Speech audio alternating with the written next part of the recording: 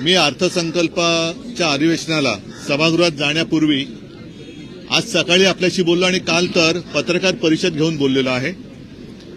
एकूणच गेल्या लोकसभा निवडणुकांमध्ये गेले 10 वर्ष भारतीय जनता पक्षाच्या आश्वासनांना आणि थापांना कंटाळून चिडलेल्या महाराष्ट्राने जो काही त्यांना दणका दिला, त्या दणक्याने आता यांचे डोळे थोडेसे किलकिले झाल्यासारखे वाटतायत। तरी देखील जनता यांच्या थापांवरती विश्वास ठेवेल असं मला काही वाटत नाही। महाराष्ट्रातली जनता ही सुजाण आहे, सज्ञान आहे आणि स्वाभिमानी आहे। किती यांनी फसवण्याचा प्रयत्न केला तरी देखील महाराष्ट्र ओरबाडून गुजरातला नेण्याचं जे काही षडयंत्र हे आता उघड झालेलं आहे, ज्याबद्दल मी सभागृहात जाण्यापूर्वी आपल्याशी बोललो की आता महाराष्ट्र हा गुजरातच्या पाठी गेलेला आहे। यांचा प्रयत्न हाच आहे की काहीतरी धूळफेक करायची, जनतेला फसवायचं, रेटून खोटं बोलायचं आणि पुन्हा सरकार आणून महाराष्ट्र लुबाडायला सुरुवात करायची। अनेकदा आपल्याला कल्पना असेल की निवडणूक आल्यानंतर अशा काही घोषणा केल्या जातात। आजचा हा अर्थसंकल्प म्हणजे आश्वासनांची अतिवृष्टी होती, त्याच्यामध्ये थापांचा महापूर आहे आणि सगळ्याच घटकाला आपल्या सोबत जोडून नेण्याचा हा एक खोटा प्रयत्न, ज्याला देवेंद्रजींच्या भाषेत खोटं नरेटिव्ह असंच या अर्थसंकल्पाचं एक वर्णन करावं लागेल। अर्थसंकल्पामध्ये आर्थिक तरतूद कशी करणार याचा कुठेही तसा उल्लेख नाहीये। माझी तर मागणी आहे किंवा आमच्या महाविकास आघाडीची मागणी अशी आहे की आजपर्यंत त्यांनी ज्या काही घोषणा केल्या गेल्या 2 वर्षात, त्यापैकी खरोखर किती अंमलात आल्या याच्याबद्दल एक तज्ज्ञांची कमिटी नेमून निवडणुकीपूर्वी श्वेतपत्रिका जाहीर करावी। अनेक योजना अशा आहेत की ज्या घोषित झाल्या परंतु प्रत्यक्षात आलेल्या नाहीयेत। या अर्थसंकल्पाचं वैशिष्ट्य म्हणजे महिलांना जरा थोडासा एक मतदानात आपल्या बाजूला करून घेण्याचा एक प्रयत्न, केविलवाणा प्रयत्न केलेला दिसतोय। मी आधीच म्हटलं होतं की महिलांसाठी लाडकी लेक किंवा लाडकी बहीण ही योजना आणत असेल तर जरूर आणा, आम्ही स्वागत करतो, पण मुलगा आणि मुलगी असा भेदभाव करू नका। मुलींसाठी काही आणत असाल तर मुलांसाठीही आणा, त्याच्याबद्दल कुठे तशी काही वाच्यता नाही आहे। माता भगिनींना तुम्ही हे जे काही देत आहात जरूर द्या, पण त्याच वेळेला परत एकदा सांगेन की आज राज्यामध्ये हजारो तरुण बेकार असताना घरी गेल्यानंतर ती माता भगिनी त्याला काय उत्तर देणार, ह्या प्रश्नाचं उत्तर या अर्थसंकल्पात कुठेही दिसत नाही। म्हणजेच काय की रोजगार वाढीसाठी कुठेही उपाययोजना नाहीत, जे काय आहे ते रेटून न्यायचं। मी शेतकऱ्यांना वीज बिल माफ करा अशी मागणी केली होती, ती त्यांनी मान्य केली, पण शेतकऱ्यांना कर्जमुक्त करा ही मागणी त्यांनी काही मान्य केलेली नाही। शेतकऱ्यांना वीज बिल माफ केल्यानंतर थकबाकी ज्यांची आहे ती थकबाकी सह हे माफ होणार आहे का? आजपर्यंत जेवढी काही थकबाकी आहे तेवढी सगळी थकबाकी तुम्ही माफ करणार आहात का? आणि वीज बिल माफ करा म्हटल्यानंतर मला आठवत आहे जुन्या एका गोष्टीची आठवण झाली। माझ्यासोबत आज नाना पण आहेत, जितेंद्र आहेत, त्यावेळेला तुमचं सरकार होतं आणि हिंदू हृदय सम्राट शिवसेना प्रमुखांनी संभाजीनगरला जाहीर मागणी केली होती किंवा आपण असं जाहीर केलं होतं की आमचं सरकार आल्यानंतर शेतकऱ्यांना वीज बिल माफ करू। तत्कालीन मुख्यमंत्री सुशील कुमार शिंदे होते, ते तत्कालीन होते आणि त्यांनी तत्काळ ती मागणी मान्य करून निवडणुकीच्या आधी 0 रकमेची बिलं ही शेतकऱ्याला द्यायला सुरुवात केली। त्याच्यानंतर निवडणुका झाल्या, पुन्हा एकदा काँग्रेसचं सरकार आलं, विलासराव देशमुख मुख्यमंत्री झाले आणि निवडणूक झाल्यानंतर महिनाभरानंतर दामदुपटीने वीज भरणा करा नाहीतर तुमचं कनेक्शन कापून टाकू ही दरडावणी सुरू झाली। मला असं वाटतं तशीच ही थोडीशी गोष्ट दिसते, कारण वीज बिल माफ केल्यानंतर इतर जे काही शेतकऱ्यांचे प्रश्न आहेत, बी बियाणं आहे, इतर शेतीचे अवजार आहेत, आम्ही आमच्या लोकसभेच्या वचननाम्यात म्हटलं होतं की या सगळ्यांवरचा जीएसटी आम्ही माफ करू। कारण शेतकऱ्यांचं जे गणित आहे त्यांनी सांगितलं होतं की तुम्ही म्हणजे हे केंद्र सरकार दरवर्षी 6,000 रुपये जर शेतकऱ्याला देत असेल तर साधी गोष्ट त्यांनी सांगितली होती की जर वर्षाला 1 लाखाचं खत शेतकऱ्याला लागत असेल, आता किती टक्के त्याच्यावर जीएसटी मला वाटतं थोडी कमी केली होती, आता 5%, पण नाहीतर 18% जीएसटी खतावरती होती। म्हणजे काय, 1 लाखाचं खत विकत घेतलं तर 18,000 रुपये त्या खतापोटीच खताच्या रकमेतूनच सरकारकडे जमा होतात आणि 18,000 कोटीतून 6,000 कोटी तुम्ही देणार म्हणजे 12,000 हे आमचेच तुमच्याकडे बाकी आहेत. असे सगळ्यांवरती म्हणजे बी बियाणं असेल, खतं आहेत, काही जंतुनाशक फवारण्या आहेत, त्याच्यानंतर कृषी पंप आहेत, ही सगळी म्हणजे शेतकऱ्याला एका बाजूने लुटायचं आणि दुसऱ्या बाजूने उदारपणाचा आव आणायचा, हा सगळा आव, हे सगळं ढोंग हे शेतकरी भोगतायत. आणि जर या सरकारला असं वाटत असेल की अशा काही खोट्या मलमपट्ट्या दाखवण्यासारखं केलं तर हे सगळे चिडलेले लोक शांत होतील, अजिबात होणार नाही. शेतकरी आणि संपूर्ण महाराष्ट्रातली जनता पुन्हा वाट बघते की विधानसभेच्या निवडणुका कधी होत आहेत. आणि मला खात्री आहे की ह्यांचं हे काही ढोंग आहे.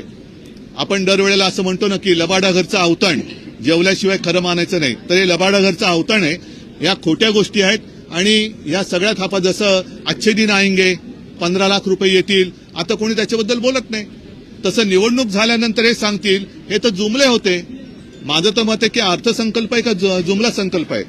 त्या जुमलाबाजीला आता लोक भीक घालणार नाहीत. यांनी कितीही काही करण्याचा आव आणला तरी सुद्धा जनता याला फसणार नाही आणि जनता महाराष्ट्र लुटणाऱ्यांना पुन्हा एकदा निवडून गेलं असं मला काय वाटत नाही.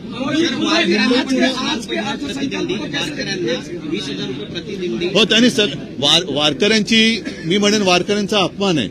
कारण ही संत परंपरा ही अत्यंत निस्पृहपणे आपण जर का, कारण मी ती वारी एरियल फोटोग्राफी करताना पण पाहिले, प्रत्यक्ष वारीत चाललो पण आहे.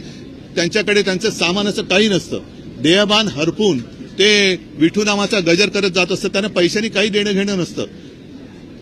पण आता ती सुद्धा विकत घेण्याची परंपरा हे सुरू करते की काय? कारण 1000 वर्षांची ही परंपरा आहे, 700-800 ते 1000 वर्षाची. आजपर्यंत त्यांना कुठेही तशी काही कोणी गरज लागली, कारण त्यांचं सगळं काय असतं तो विठुराय आहे. म्हणजे अनेक वारकरी हजारो लाखोच्या संख्येने तिकडे जातात. मंदिरात त्यांना प्रवेश मिळत पण नाही, कारण एवढी गर्दी असते की मंदिराजवळ पण ते जाऊ शकत नाही.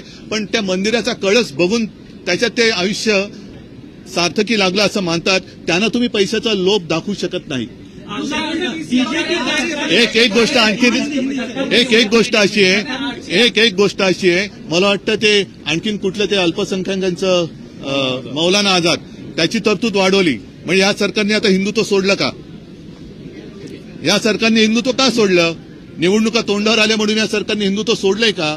त्याची तरतूद त्यांनी वाढवली, मग यांनी सुद्धा हिंदुत्व सोडले.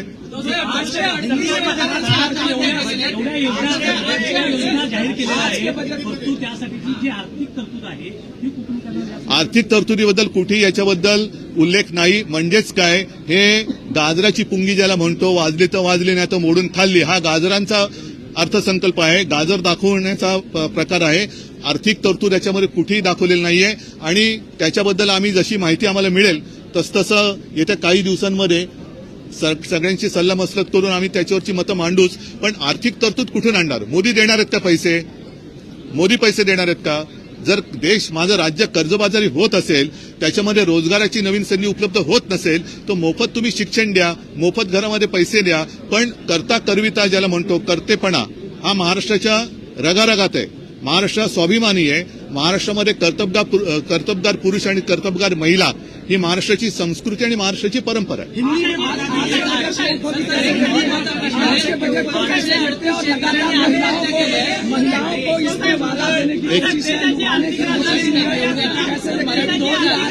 एक मिनिट मराठी पूर्ण करतो. देशाची आर्थिक राजधानी मुंबई असताना महाराष्ट्र राज्य दरडोई उत्पन्नात 6व्या क्रमांकावर गेलेला आहे.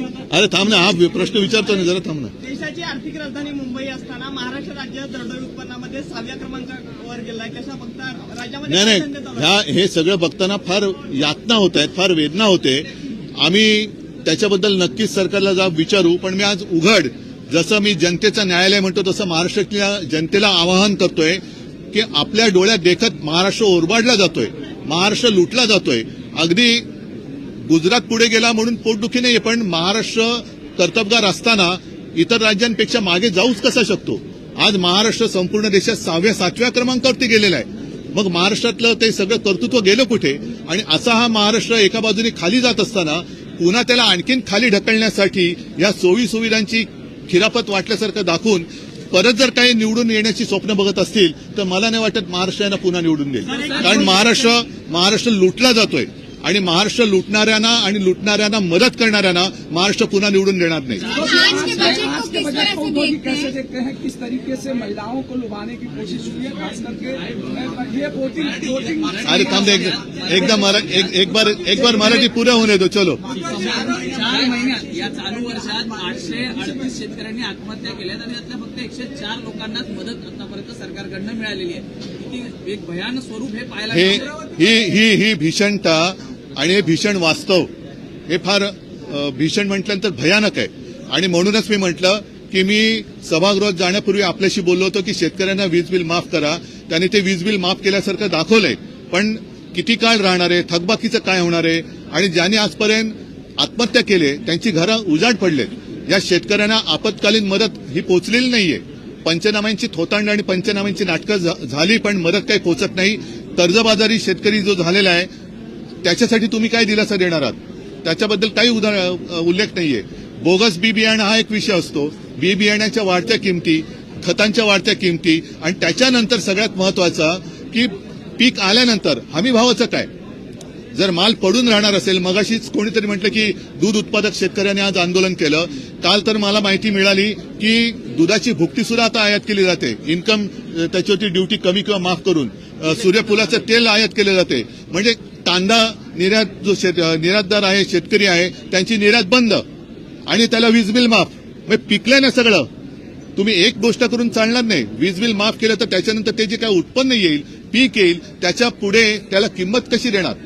आणि परत एकदा सांगतो की अगदी मोफत शिक्षणाची सोय जरी केली तरी शिकल्या सवरलेल्यांना पुढे त्या शिक्षणाचं करायचं काय. कारण शिकल्यानंतर परीक्षा द्यायला गेल्यानंतर पेपर लीक होणार असेल तर त्या शिक्षणाचा उपयोग काय, आणि मग परत नोकरीचं काय. म्हणजे थोडक्यात की असं हे सरकार करू इच्छित आहे की महाराष्ट्रातलं प्रत्येक घर हे मोदींवरती अवलंबून राहायला पाहिजे. मोदी तुम्हाला दरमहा काय देतील ते देतील, घ्या आणि गपरा. मला वाटतं नाना आता थोडं हिंदी में बात करू पहिले नाना.